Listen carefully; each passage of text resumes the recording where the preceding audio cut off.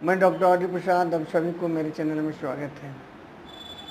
धूप में निकलने के बाद छींकें आना। अगर आप धूप में निकलते हैं और आपको छींकें आना शुरू हो जाता है तो आपको केवल एक होम्योपैथिक दवा उपयोग करनी है। वो दवा है आपका मार्क्सोल 30। इस दवा को 5 दिन करके दिन में 3 बार अगर आप उपयोग करते हैं तो आप देखेंगे कि धूप में जाने के बाद छींक आने की समस्या जड़ से समाप्त हो गई। ये वीडियो अच्छा लगा तो इसे लाइक करें, शेयर करें और मेरे चैनल को सब्सक्राइब करें। मिलते हैं अगले वीडियो।